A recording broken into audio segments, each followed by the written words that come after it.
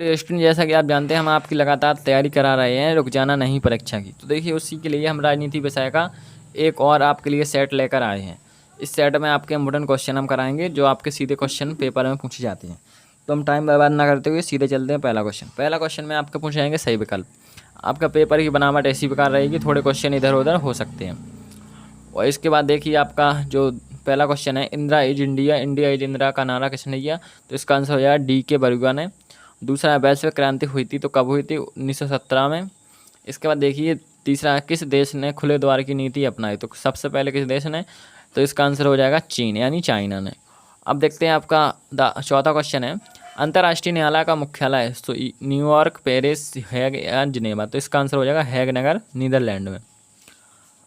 अब देखते हैं आपका यहाँ पर मानव अधिकार दिवस मनाया जाता है। तो आपका देखिए जो है मानव अधिकार दिवस कब मनाया जाता है? तो इसका आंसर हो जाएगा 10 दिसंबर को। अब यहाँ पर अगला क्वेश्चन है, पृथ्वी सम्मेलन कहाँ हुआ? तो पृथ्वी सम्मेलन बर्लिन में, वियना में, या लंदन में, या रियो डी जेनेरो? तो इसका आंसर हो जाएगा रियो डी जेनेरो में। यहाँ पर के बाद इसको यहाँ इंग्लिश में आपके दिए जाएंगे ये सभी, तो आप इनको भी देख लें इंग्लिश मीडियम वाले बच्चे। अब देखते हैं हम इसका दूसरा क्वेश्चन में आपके रहेंगे रेगिस्तानों की पूर्ति कीजिए। आपके सेम टू सेम 7 नंबर के रेगिस्तान पूछे जाएंगे, बस इधर उधर क्वेश्चन हो सकते हैं, तो आपको घबराना नहीं है, अच्छे से पेपर को देखना है ताकि आपके अच्छे नंबर आ सकें। आप देखते हैं आपका यहाँ पर देखिए दूसरे क्वेश्चन है, इसको स्टार्ट करने से पहले से बता दूं, जिन बच्चों को 2025 के लिए टॉप करना, अच्छी तैयारी करनी है तो उन्हें हमारा चैनल की लिंक जरूर शेयर करें या आप नाम बताकर उनकी मदद कर सकते हैं। तो हम आपकी पूरी तैयारी इसी पर कराएंगे। आपको important paper, question, set by set सभी आपको जो भी है तिमाही परीक्षा होगी सबसे पहले उसकी भी तैयारी हम कराएँगे। अभी जो सप्लीमेंट्री और पेपर नहीं है, इसके बाद जो आपके पेपर आने वाले हैं उनकी भी तैयारी हम कराएंगे। तो यहाँ पर देखिए सिक्किम राज्य सन खालिस्तान में बना। तो सिक्किम राज्य कब बना था? सिक्किम बना था 1975 में। और यहाँ पर दूसरा है भारतीय जनता पार्टी खालिस्तान है तो कौन सा दल है? तो एक राष्ट्रीय दल है या राजनीतिक दल है। इसके बाद तीसरा है संयुक्त राष्ट्र संघ का सबसे बड़ा अंग। तो सबसे बड़ा अंग आप सभी जानते हैं सुरक्षा परिषद सबसे बड़ा अंग है संयुक्त राष्ट्र संघ का। अब चौथा है राज्य पुनर्गठन आयोग का गठन खालिस्तान में हुआ था। तो स्थापना गठन पूछा गया तो कब किया गया था इसका गठन? तो 1953 में फजल अली की अध्यक्षता में हुई थी, इसका गठन हुआ था। अब अगला क्वेश्चन है स्वतंत्रता के समय भारत में देशी रियासतों की संख्या। तो स्वतंत्रता के समय जब देश आज़ाद हुआ तो कितनी संख्या थी? तो इसका आंसर है 565। आप देखते हैं अगला क्वेश्चन है भारत में खालिस्तान अर्थव्यवस्था को अपनाया गया। तो कौन सी अर्थव्यवस्था को? मिश्र अर्थव्यवस्था को अपनाया गया। अब इसके बाद आखिरी क्वेश्चन है भारत की विदेश नीति के जनक थे। तो भारत की विदेश नीति के जनक थे पंडित जवाहरलाल नेहरू। इसके बाद ये आपको कुछ इंग्लिश में दिए जाएंगे तो इसको आप देख लें। अब देखते हैं हम सही जोड़ियाँ। सही जोड़ियाँ आपकी बहुत सिंपल आएंगी इस बार। सही जोड़ियों में है पहली सही जोड़ी है भारत का प्रथम परमाणु परीक्षण। तो प्रथम परमाणु परीक्षण तो 1974। इसके बाद एक संयुक्त राष्ट्र संघ की स्थापना। तो ये उसकी संयुक्त राष्ट्र संघ की स्थापना आपके 1945 में। वैश्वीकरण हुआ था 1991 में। अब आपका देखिए चौथा है परमाणु प्रसार संधि एनपीटी का हो जाएगा यहाँ पर 1968। और पांचवा है यूरोपीय संघ के नोबेल शांति पुरस्कार कब मिला? तो ये मिला था 2012 में। और शिमला समझौता आप सभी जानते हैं ये हुआ था 1972 में। तो इस प्रकार आपकी सही जोड़ियाँ बहुत सिंपल आई थी। अब देखते हैं हम नेक्स्ट क्वेश्चन। देखिए चौथे क्वेश्चन में आपके पूछे गए हैं एक वाक्य में उत्तर दीजिए। तो ये आपके 7 नंबर की पूछे जाते हैं।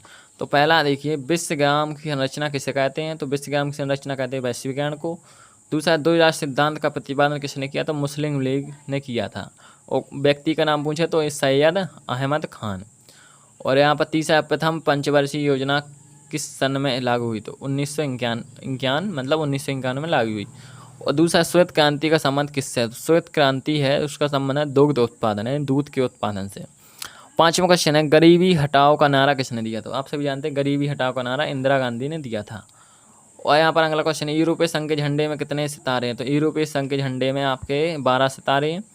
और यहाँ पर अगला है अमेरिका वर्ल्ड ट्रेड सेंटर पर आतंकी हमला कब हुआ? तो अमेरिका का जो वर्ल्ड ट्रेड सेंटर है उस पर आतंकी हमला हुआ था 2001 में।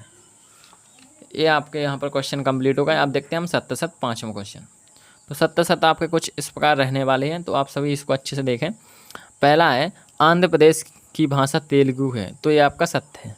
दूसरा बर्लिन की दीवार का गिरना शीत युद्ध का अंत था, तो ये आपका सत्य है।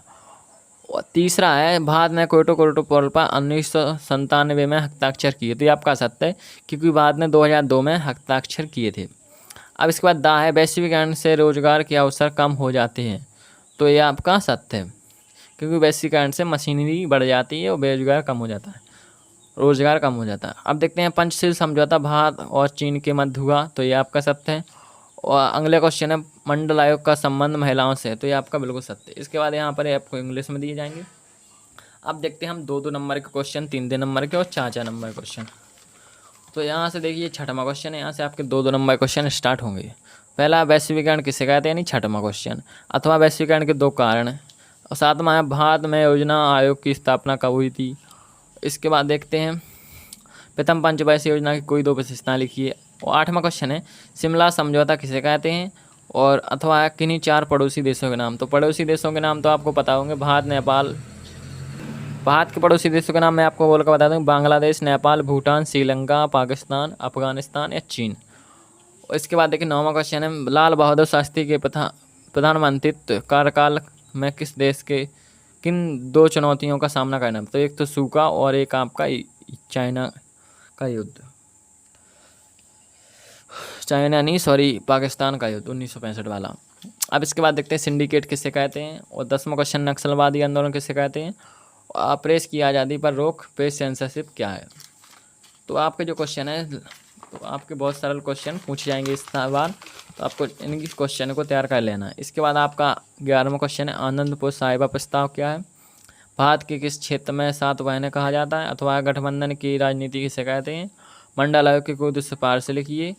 13वां क्वेश्चन शॉक थेरेपी का लिखिए। और यहाँ पर 14वां क्वेश्चन है मानव अधिकारों को कितनी श्रेणियों में रखा गया है। और इसके बाद अथवा इसके बाद 15वां क्वेश्चन है प्राकृतिक संसाधन किसे कहते हैं, अथवा है ग्लोबल वार्मिंग किसे कहते हैं। अब यहाँ से देखिए 16वां क्वेश्चन है, या 3-3 नंबर क्वेश्चन आपके स्टार्ट हो जाएंगे। पहला है चीन की अर्थव्यवस्था के उत्थान के 3 कारण लिखिए। इसके बाद आसियान विजन 2020 के 3 उद्देश्य लिखिए। और 17वां क्वेश्चन राष्ट्र निर्माण की कोई 3 चुनौतियाँ लिखिए। और अथवा सहमति पत्र इंस्ट्रूमेंट ऑफ एक्सेशन क्या था। और या 18वां क्वेश्चन है आपातकाल के कोई 3 परिणाम लिखिए, अथवा आपातकाल के कोई 3 सबक लिखिए। इसके बाद आपका देखिए 19वां क्वेश्चन सोवियत संघ के विघटन के कोई 3 परिणाम लिखिए, सोवियत संघ के विघटन के कोई 3 कारण लिखिए। तो आपको 19 प्रश्न कंप्लीट हो गए। अब देखते हैं हम 20वां प्रश्न। देखिए 20वें प्रश्न से आपके 2-2 नंबर 3-3 नंबर क्वेश्चन कंप्लीट हो गए। अब आपके आते हैं 4 नंबर के क्वेश्चन। तो 4 नंबर के क्वेश्चन आपको इस प्रकार हल करने हैं। तो देखिए 4 नंबर क्वेश्चन है अंतर्राष्ट्रीय संगठन कोई 4 कार्य लिखिए। तो इसको आपको हल करना है। पहले आपको लिखना है अंतर्राष्ट्रीय संगठन के कार्य निम्नलिखित है, फिर आपको 1 हेडिंग डालनी है, 2 हेडिंग, 3 और 4 हेडिंग लिखनी है, तभी आपको इसमें 4 नंबर मिलेंगे। अथवा संयुक्त राष्ट्र संघ के कोई 4 कार्य लिखिए, इसी को आपको इसी प्रकार लिखना है। और अब 21वां है भारत चीन के मध्य मतभेदों के कोई 4 कारण लिखिए, अथवा भारत की गुटनिरपेक्षता की नीति के 3 विशेषता लिखिए। 22वां क्वेश्चन है सिक्किम का विलय को समझाइए। सिक्किम का विलय भारत में किस प्रकार होगा आपको बताना है। अथवा उत्तर पूर्वी राज्यों की प्रमुख क्षेत्रीय आकांक्षाएं लिखिए। इसके बाद देखते हैं 23वां एवं अंतिम क्वेश्चन है इस पेपर का आपका सार्क संगठन के कोई उद्देश्य लिखिए। संगठन के उद्देश्य, अथवा दक्षिण एशिया की किन्हीं 4 विशेषताओं को लिखिए, या फिर दक्षिण एशिया की 4 विशेषताएं। तो इस प्रकार आपका पूरा पेपर कंप्लीट हो गया। तो इसको अच्छे से तैयार कर लेना है, आपके फुल मार्क्स आने वाले हैं रुक जाना में। जय हिंद, जय भारत।